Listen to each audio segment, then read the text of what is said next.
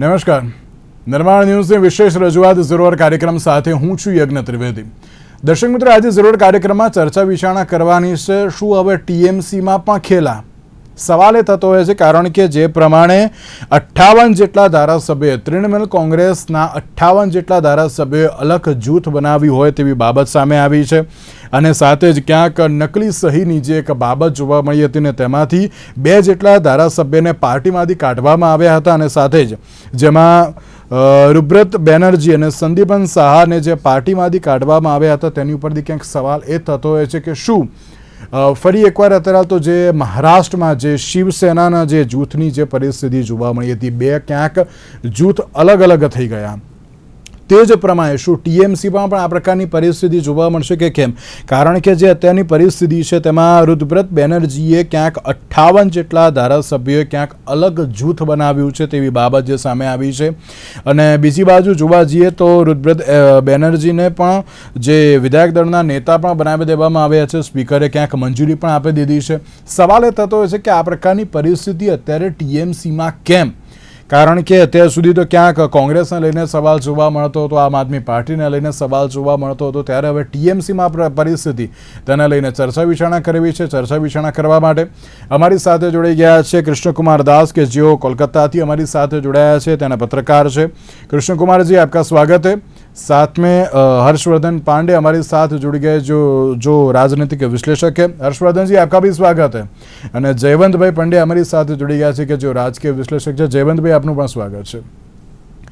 कृष्ण कुमार जी, जिस तरीके से अगर हम ममता बनर्जी की टीएमसी की बात करें तो जो विधायकों ने जो अलग गुट बनाया है, सबसे पहले तो ये सिचुएशन कब हुई और अभी किस तरीके की परिस्थिति है टीएमसी में? ये परिस्थिति स्टार्ट हुआ है 10 मई के बाद से शुरू हो रहा है.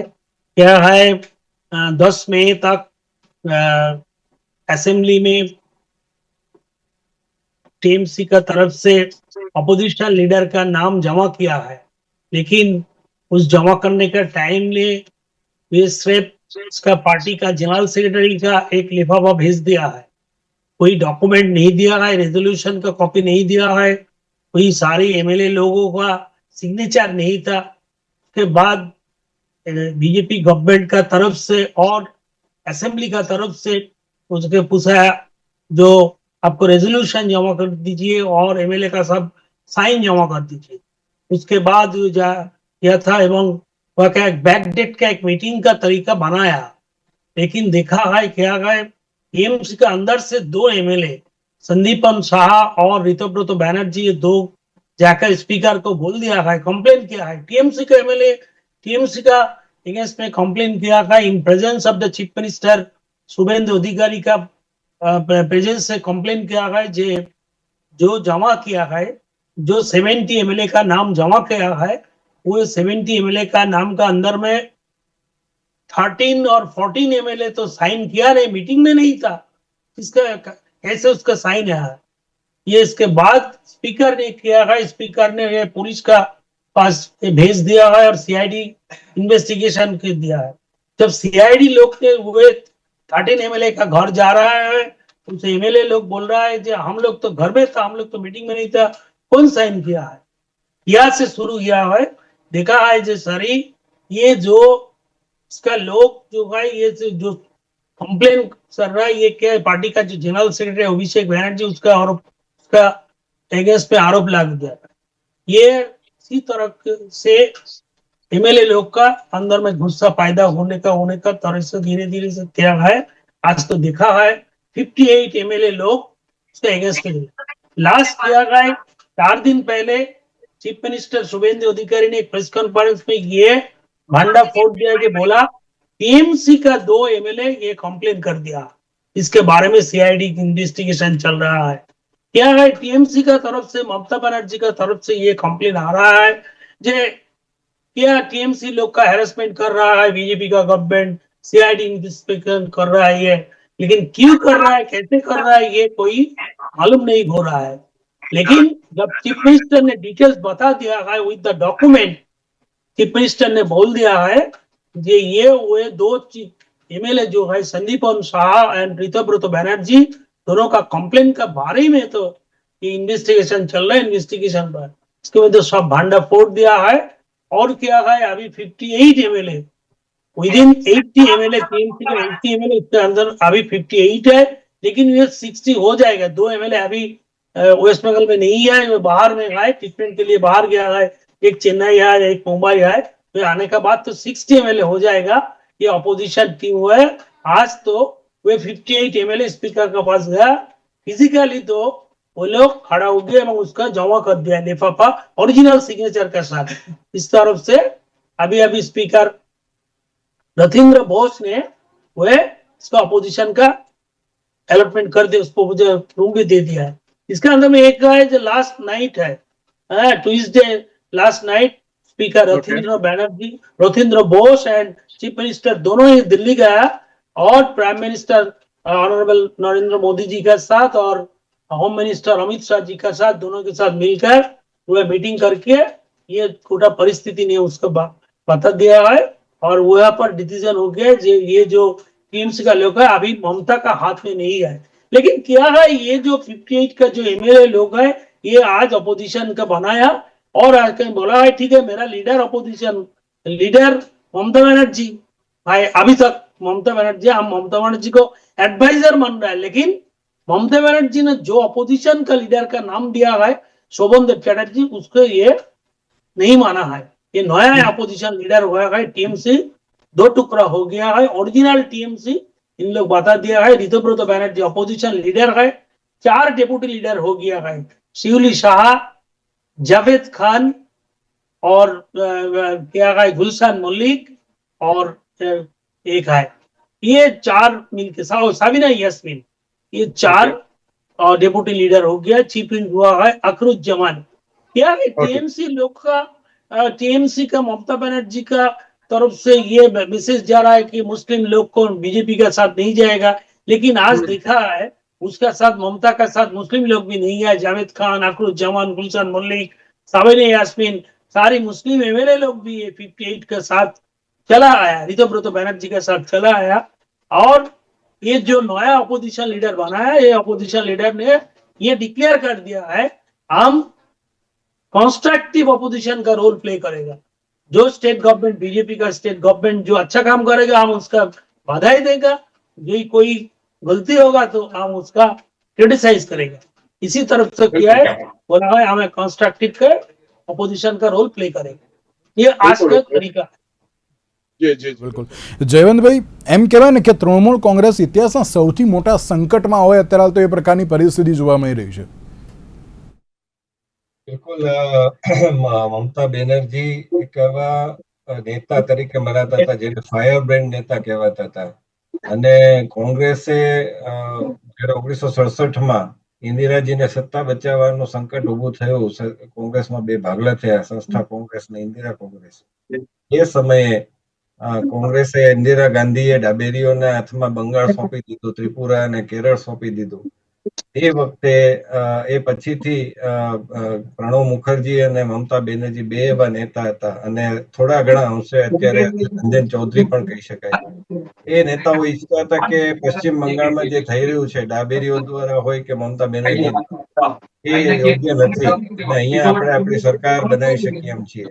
પરંતુ મમતા બેનર્જી પછી કોંગ્રેસમાંથી અલગ થયા 1998 પછી જ્યારે અટલજીની સરકાર આવી ત્યારે તૃણમૂળ કોંગ્રેસ રચી અને એ તૃણમૂળ કોંગ્રેસે અને મમતા બેનર્જીએ ખૂબ જ ઉગ્ર દેખાવો અને બધું કરી, આંદોલનો કરી, સત્તા પ્રાપ્ત કરી।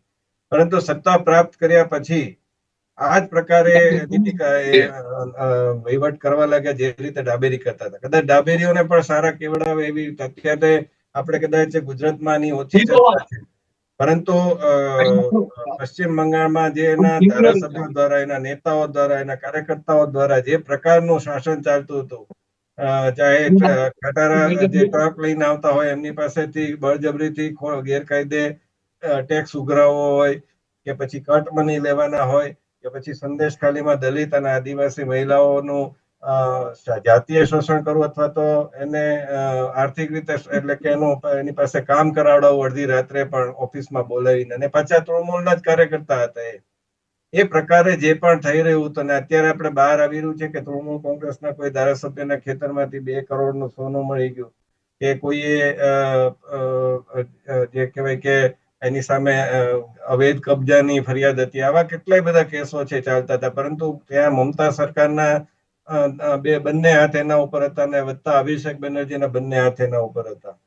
અને આ બધામાં જે રોષ તૃણમૂલમાં પ્રવર્તી રહ્યો હતો, એ રોષ છે અભિષેક બેનર્જીના તુમાકી ભર્યા વર્તનના કારણે હતો. મમતા બેનર્જીના ભત્રીજા, તમે જુઓ કે જ્યાં પણ આ ભાઈ ભત્રીજા વાત ચાલે છે, ચાહે તમે અખિલેશ યાદવની પાર્ટીમાં એટલે કે મુલાયમસિંહ યાદવ હતા ત્યારે, એ જ રીતે આપણે બસપામાં જોઈએ કે માયાવતીને પોતાના ભત્રીજા આકાશ આનંદને કાઢી મૂકવા પડ્યા હતા. એવી રીતે સ્ટાલિનના ભાઈ છે, એમ કે સ્ટાલિનના ભાઈ છે, શૌક્યના ભાઈ કે સાવકાભાઈ કહેવાય, એ પોતે પક્ષમાંથી નીકળી ગયા. એટલે જ્યાં પણ આ પ્રકારનું ચાલે છે ત્યાં આ તકલીફ રહેતી હોય છે. તો મમતા બેનર્જી અને અભિષેક બેનર્જી, આ બંને વચ્ચે પણ ગજગ્રહ ચાલતો હતો, અને એમાં કાર્યકર્તાઓ પીસાઈ રહ્યા હતા. અને અભિષેક બેનર્જીનું ખાસ કરીને મમતા બેનર્જી વિશે કહેવાય છે કે એ તો એટલા બધા અપ્રામાણિક કે એ પ્રકારના નેતા નથી, પરંતુ અભિષેક બેનર્જીએ જે પ્રકારનું વર્તન, જે રીતે સંજય ગાંધીએ કટોકટી વખતે દિલ્હીમાં કર્યું હતું, દેશમાં કર્યું હતું, એ જ પ્રકારે અભિષેક બેનર્જીનું વર્તન હતું, અને આ ધારાસભ્યોના કારણે દુઃખી હતા. માત્ર એમને કોઈ હાથ પકડેની રાહ હતી, એમને કોઈ સરકાર બદલાય અને કોઈ નવી સરકાર આવે જેના કારણે એ પોતે પ્રોટેક્શનમાં રહી શકે, પોલીસ તરફથી એમને કોઈ કનડગત ન થાય. અને જે રીતના પશ્ચિમ બંગાળમાં હિંસા થાય છે, વિરોધી જે કોઈ હોય તેની હત્યા થઈ જાય છે, કાં તો એની પર બળાત્કાર થાય, કાં તો ઘર સળગાવી દેવામાં આવે, આવું કઈ ન થાય એની રાહમાં હતા. અને આ ભાજપે તો માત્ર એને તણખલું આપ્યું છે, અથવા તો કહી શકાય કે એને બાકસ આપ્યું છે. એ ચિંગારી તો હતી જ, એનામાં દાવાનળ તો ભભૂકતો જ હતો. પરંતુ ભાજપની સરકાર આવ્યા પછી એ 60માંથી લગભગ 58 જેટલા ધારાસભ્યો હવે વિદ્રોહ કરી રહ્યા છે. એટલે મને લાગે છે કે આવનારા સમયમાં મમતા બેનર્જીનું અસ્તિત્વ નામશેષ થઈ જશે. ઉદ્ધવ ઠાકરેનું તો હજી પણ કંઈક બચેલું છે, પરંતુ મમતા બેનર્જી છે એને ભાજપ છે એ એકદમ સાવ नामशेष કરી દેશે. बिल्कुल हर्षवर्धन जी, जो खेल महाराष्ट्र में हुआ था वही खेल अभी टीएमसी में हो रहा है, इस तरीके से देखने को मिल रहा है. क्या कहोगे आप, टीएमसी में जिस तरीके से 2 गुट बन गए हैं, एक तरफ ममता बनर्जी और अभिषेक बनर्जी और दूसरी तरफ अभी ये सब विधायक है, क्या कहोगे आप उसके बारे में? देखिए, आपकी बात बिल्कुल सही है, और जैसा कि जयवंत भाई ने कहा, उनकी बात से भी मैं पूरी तरह से सहमत हूँ. अभिषेक बनर्जी के नेतृत्व को लेकर अभी से नहीं, शुरुआती दौर से ही हम देखें तो उनके खिलाफ एक पार्टी में एक असमंजस की बहुत ज्यादा स्थिति थी, और काफी ज्यादा नाराजगी जो है ममता बनर्जी से ज्यादा अभिषेक बनर्जी को लेकर वहां के विधायकों में और जो सांसद है उनको उनमें है. और यज्ञ भाई, महाराष्ट्र का जो मॉडल था वो मुझे लगता है कि बंगाल में भी अब दोहराया जाएगा, आज नहीं तो कल, ये निश्चित है. जैसे शिवसेना 2022 में टूटी, उद्धव गुट को आपने अलग मान्यता दे दी, और जो असली शिवसेना और नकली शिवसेना है, ऐसा हमें यहाँ भी देखने को मिल सकता है. एकनाथ शिंदे ने जैसे अलग पार्टी बनाई, उसी की राह पर जो है ये ऋतवत बनर्जी और संदीप साहा जो है वो जा सकते हैं, क्योंकि इनके साथ बहुत बड़े विधायकों का समर्थन है. और आप ये देखिए कि किसी भी पार्टी के अगर 80 विधायक हों, उनमें से 58 से 60 विधायक जो है वो टूट के जो है अलग पाले में चले जाते हैं, आप उनको एकजुट नहीं कर पा रहे हैं. ये आपके सामने एक बहुत बड़ी चुनौती है. और यज्ञ भाई, जिस दिन चुनाव परिणाम आए थे, उसी दिन मैंने आपको कहा था कि अब ममता के सामने टीएमसी के अस्तित्व को के साथ साथ अपने अस्तित्व को बचाने की एक बहुत बड़ी चुनौती होगी, जो हमें जो है वो अब दिखाई दे रहा है. आप अभी तो मैं आपको ये भी एक जानकारी दे रहा हूं, अभी दबी जुबान से ये भी चर्चा है दिल्ली में कि तृणमूल के जितने अभी राज्यसभा में सांसद हैं, शायद 13 सांसद हैं, 13 में से 5 जो सांसद है वो अगले 48 घंटे के अंदर जो है वो भाजपा में अपना इस्तीफा करने वाले हैं और भाजपा में जाने वाले हैं, ऐसी खबरें हैं. तो ये एक बहुत बड़ा संकट है. और आप ये देखिए कि एक पुराने नेता जो हैं वो आपको एकजुट नहीं कर पा रहे हैं, ये एक बहुत बड़ा जो है संकट जो है पार्टी के सामने खड़ा है. और आज ममता बनर्जी ने भी टीएमसी की जो सभी यूनिट हैं उनको जो है भंग करने का ऐलान कर दिया गया है. और मैं आपको बता दूं, जो कोलकाता के मेयर हैं उनने भी अभी कुछ देर पहले जो है अपना इस्तीफा दे दिया है. तो कहीं ना कहीं पार्टी के सामने एक बहुत बड़ा संकट है. और यज्ञ भाई, मुझे ये भी लगता है कि इंडिया गठबंधन की 8 तारीख 7 या 8 को मेरे ख्याल से जो है एक बैठक आयोजित की जाने वाली है. कांग्रेस ने सभी को जो है निमंत्रण दिया है. इसमें जो है केजरीवाल शामिल नहीं होंगे और द्रमुक वाले जो है वो शामिल नहीं होंगे, ऐसी खबरें आ रही हैं।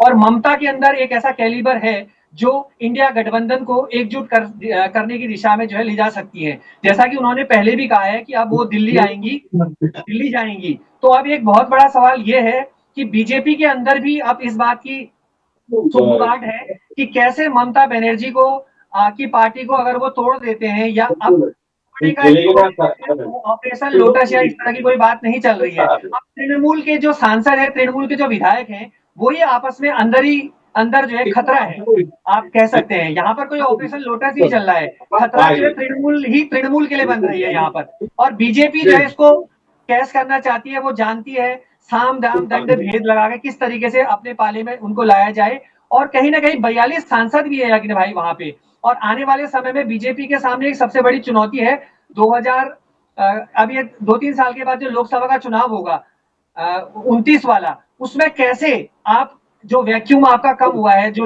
उत्तर भारत है, उसके वैक्यूम को आप बंगाल से जो है वो भर सकते हैं। अगर आपके सांसद आपके पाले में आ जाते तो आप राज्यसभा में आप अपनी अच्छी मेजोरिटी की दिशा में बढ़ सकते हैं, शायद 2/3 बहुमत भी आपको मिल जाए वहां पे। तो इस दिशा में चीजें मुझे जाती हुई नजर आ रही है याग्ञ भाई जी। कृष्ण कुमार जी, हम ये कह सकते हैं कि जिस तरीके से आपने बताया कि नहीं प्रधानमंत्री जी के साथ भी एक मुलाकात हुई है शुभेंदु अधिकारी जी की, तो ये जो अलग गुट जो बना है अभी टीएमसी का, वो कहीं पे भारतीय जनता पार्टी में शामिल होने जा रहा हो, ऐसा भी देखने को मिल रहा है वहां पे? क्या है, हम हर्षवर्धन जी का साथ सहमत हूँ और मेरा पास भी ये न्यूज है।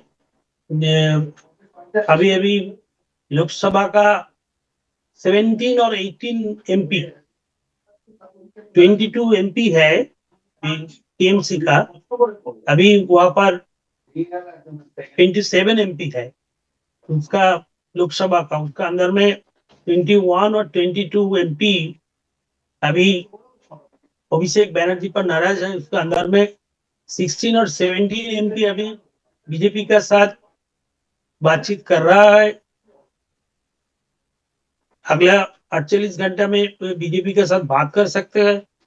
और राज्यसभा का जो एमपी उन्हें बोला है 5 एमपी, लेकिन मेरा पास ये मैसेज है 5 नहीं है 7 एमपी अभी बात कर रहा है। राज्यसभा का 7 एमपी ये बीजेपी के साथ बात कर रहा है, एमपी लोगों के साथ बात चल रहा है। तो क्या है, कलकत्ता का मेयर फिरहाद हकीम, ये अभी उसका इस्तीफा का डिसीजन लिया है, लेकिन वे फ्राइडे में रेजिग्नेशन देंगे। आज उनका डिसीजन लिया है, ममता बनर्जी को ये मैसेज दिया है हम फ्राइडे इस्तीफा दे देंगे। कलकत्ता का अभी क्या है, कलकत्ता का 144 वार्ड है। ये 144 वार्ड का अंदर में 104 वार्ड में बीजेपी अभी इलेक्शन का एडवांटेज है, वो जीत गया है। 144 का अंदर में 104 वार्ड में बीजेपी एडवांटेज में है, बीजेपी का एमएलए कैंडिडेट लोग जीता है। इसलिए म्यूनिसिपैलिटी तो पहले इलेक्शन का रिजल्ट का जो हुआ है, इलेक्शन रिजल्ट के बाद उसका रिजल्ट क्लियर हो गया। अभी काल चुनाव होगा तो कलकत्ता में 110-15 सीट तो मिलेगा, उसको ज्यादा भी मिल सकते हैं। अभी क्या है, ये जो आपको जो बात पूछा है जी, ये 58 और 60 एमएलए का, इसका बीजेपी के साथ मिल सकते हैं। अभी नहीं आए, थोड़ा बाद ही मिल जाएंगे। ओके जी રેવન ભાઈ, કહી શકાય ટીએમસી ના હવે અસ્તિત્વનો ક્યાંક હવે તો સવાલ થઈ ગયો છે તેમ? સ્પષ્ટ વાત છે કે ટીએમસી ને અત્યારે અસ્તિત્વનો પ્રશ્ન છે, મોટો પ્રશ્ન છે, કારણ કે પોતાના નેતાઓને કાર્યકર્તાઓને હવે સાચવવા બહુ અઘરા પડી જશે। અને એમાં જે કદાચ વિપક્ષ તરીકે જો નમ્ર વર્તન હોય ને, હું હંમેશા કહું છું કે આ રાહુલ ગાંધી થી માંડીને અરવિંદ કેજરીવાલ થી માંડીને બહુ ઓછા લોકો છે જે પોતાનું વિપક્ષ તરીકે નમ્ર વલણ બતાવી શક્યા છે, વડાપ્રધાન પ્રત્યે માન બતાવી શક્યા છે। એ બહુ ઓછા નેતાઓમાં અત્યારે આપણે જોઈ શકીએ છીએ। બાકી બધાએ એટલું તુમાખી ભર્યું વર્તન, ઉદ્દંડ તુકારે બોલાવાના। અને અભિષેક બેનર્જીએ કેવી ધમકી આપી હતી ખબર છે? અમિત શાહને એવું કીધું હતું કે ચૂંટણી પરિણામના દિવસે અમિત શાહ પશ્ચિમ બંગાળમાં રહી જુએ। અને બીજે એક એમના નેતાએ એવી ધમકી આપી હતી કે એટલી હિંસા થશે કે તમારે માણસો ઓછા એટલે એની સ્મશાનમાં ચિતા ક્યાં સળગાવશો? તો અભિષેક બેનર્જી એના સમર્થનમાં એવું કહ્યું હતું કે મને તો આનંદ થશે, હું લાર્જર ક્રિમેશન ગ્રાઉન્ડ બનાવીશ, એટલે કે સ્મશાન ગૃહ બનાવીશ. આ પ્રકારની ધમકી આપવી, તમે વિચાર તો કરો કે ક્યાંક આ ધમકી, અને આ ધમકીનો એવું નથી 2021ની ચૂંટણીના પરિણામના દિવસે અમલ થયો હતો, ત્યાંથી બધાને ભાગીને બિહાર, આસામ કે ઓડિશા જવું પડ્યું હતું, ત્યાં શરણ લેવી પડતી. કાશ્મીરમાં જે 1990માં થયું હતું એ જ વસ્તુ 2021માં થઈ હતી. આ પ્રકારની જયારે વાત હોય ને મમતા બેનર્જી ધૃતરાષ્ટ્રની જેમ આ બધું સાંખી લે, અને એટલું જ નહીં પણ આ જે ફિરહાદ હકીમે તો એવું કીધું હતું કે જે લોકો મુસલમાન નથી એને મુસલમાન બનાવવા જોઈએ. એને ફિરહાદ હકીમના સંદર્ભમાં એવું કહેતા હતા કે એની માતા બ્રાહ્મણ છે અને પિતા છે મુસલમાન છે. કેટલું મોટું ઉદાહરણ છે એકતાનું. આ પ્રકારનું મમતા બેનર્જીનું વર્તન હતું. તમે વિચાર તો કરો કે ત્યાં કે પ્રકારની આખી રાજનીતિ ચાલતી હતી. અને એટલે જ હવે ભાજપ છે એ તો સ્વીકાર કરવા બેઠો જ છે. જીત્યા પછી એ સ્વીકાર કરવા બેઠો જ છે. અને કાર્યકર્તાઓનું મનોબળ છે એટલું ખરાબ સ્થિતિમાં છે, કારણ કે ભાજપને જો કંઈક આછી પાતળી બહુમતી મળી હોત અથવા તો બીજા પક્ષનો ટેકો લેવો પડ્યો હોત ને તો પણ જુદી વાત થાત. પરંતુ આ તો સાવ એકદમ જ્વલંત કહેવાય ને કે ક્લીન સ્વીપ મળી છે. એટલે હવે કાર્યકર્તાઓ પણ, કારણ કે રાજકારણમાં તો સ્વભાવ છે રાજકીય નેતાઓનો, આજે કદાચ ભાજપ પણ એટલી જબરજસ્ત હારી જાય તો ભાજપના લોકો પણ છોડીને ભાગવા લાગે, ને પહેલા ભાગતા જ હતા. પણ અત્યારે ભાજપનો સૂર્ય મધ્યાહને તપે છે, અને કદાચ હું તો કહું કે મધ્યાહને નહીં, હજી તો પ્રભાત થયું છે. કારણ કે આવનારા દિવસોમાં તમે જોશો કે બીજા અનેક એવા રાજ્યો જ્યાં ભાજપ નથી. હમણાં આપણે પંજાબમાં એક નગરપાલિકા ભાજપે જીતી છે, એટલે એ નવા પ્રદેશો છે જીતવાનો જ છે એ, અને જ્યાં જીતે છે ત્યાં 15 વર્ષ સુધી તો એને કોઈ ઉખાડી શકતું નથી. આપણા મધ્યપ્રદેશ, રાજસ્થાન, ગુજરાત છે એ તો આપણી સામે ઉદાહરણ છે. बिल्कुल सवाल હવે છે કે આગામી સમયમાં કયા પ્રકારની પરિસ્થિતિ જોવા મળશે. हर्षवर्धन जी, एक आखिरी सवाल, क्या लगता है कि अभी फ्यूचर में टीएमसी में बहुत बड़ा खेला होबे? हाँ, बिल्कुल लग सकता है। देखिए, आप लगातार 15 साल तक सत्ता में हैं, और ऐसा भी नहीं है यज्ञ भाई कि आपके 42 सांसद हैं, 80 विधायक हैं, 41 से 42% वोट शेयर है आपका कुल बंगाल में। आप ये देखिए, बीजेपी और इसमें बहुत ज्यादा फासला नहीं है, 3% वोटों का फासला है। उसके बावजूद भी अगर आप अपने विधायकों को एकजुट नहीं कर पा रहे हैं, आप एक अच्छे विपक्ष की भूमिका निभा पाने में नाकाम है, तो कहीं कहीं कमी है। और अभिषेक बनर्जी के पास आज ईडी भी पहुंची है। अब आने वाले दिनों में आईपैक की भी फाइलें खुलेंगी, उनके भी कई तरह के कनेक्शन जो है तृणमूल के कार्यकर्ताओं या नेताओं से जो है निकाले जाएंगे, और कहीं ना कहीं वो भी अपने भविष्य की तरफ देख रहे हैं, क्योंकि भाजपा के पास सीबीआई है, भाजपा के पास ईडी है, भाजपा के पास साम दाम दंड भेद सब चीज है, उनका तो कुछ भी कर सकती है वो, और वो किसी भी हद तक जाने के तैयार है। लेकिन इस बार क्या है, खास बात यज्ञ भाई क्या है कि इस बार तृणमूल के सांसद और विधायक ही उसके लिए एक बहुत बड़ा खतरा है। उनकी जो अभी जैसी स्थिति है उसको देखते हुए साफ तौर पे लगता है हमको कि अभी उनको एकजुट कर पाना एक बहुत बड़ा मुश्किल काम है। और ममता के लिए अभी दिल्ली फिलहाल दूर है, पहले तो वो बंगाली अच्छे से अपने विधायकों को ही संभाल ले, ये बहुत बड़ी बात होगी। और इंडिया गठबंधन की जो जी हर्षवर्धन जी, वो स्थिति ऐसी है कि कुछ बहुत सारे केस तो अभी जो यूपी से पकड़ा गया है, वो केस तो ममता बनर्जी के शासन में मतलब पुलिस ने किए थे। और यज्ञ भाई, मैं आपको ये भी बता रहा हूँ आपके इसमें कार्यक्रम में कि अभी आईपैक का जो कनेक्शन है, आप देखिए यूपी का चुनाव भी आएगा, आप क्रोनोलॉजी समझिए, आज बंगाल से इसका कनेक्शन आईपैक का निकाला जाएगा, उसके बाद आप देखिएगा यूपी का जब चुनाव आएगा उसको काउंटर किया जाएगा, और वहां पर भी आईपैक का अखिलेश यादव के साथ कोई ना कोई वो है। और ये भी दबी जुबान से इस तरह की खबरें हैं कि बड़े पैमाने पर जो इसका जो ब्लैक मनी है उसको वाइट किया गया मार्फत बंगाल के यूपी के चुनावों से पहले। अखिलेश की बात कर रहा हूं मैं, समाजवादी पार्टी। तो चीजें उस हद तक भी जाएंगी, और बीजेपी इस मामले में बहुत मास्टर है, आप हम सब जानते ही हैं। कुछ करने की उनको जरूरत नहीं है। तो आ बैल मुझे मार वाली स्थिति है, यही सब चल रहा है जी। हर्षवर्धन जी, कृष्ण कुमार जी, धन्यवाद हमारे साथ जुड़ने के लिए। जयवंत भाई, आपनो પણ આભાર અમારી સાથે આ ચર્ચા વિચારણામાં જોડાવા માટે। તો દર્શક મિત્રો, હવે આગામી સમયમાં પશ્ચિમ બંગાળમાં કયા પ્રકારની પરિસ્થિતિ જોવા મળશે તે તો હવે જોવાનું જ રહ્યું। આજના વિશેષ કાર્યક્રમને આપશે નમસ્કાર।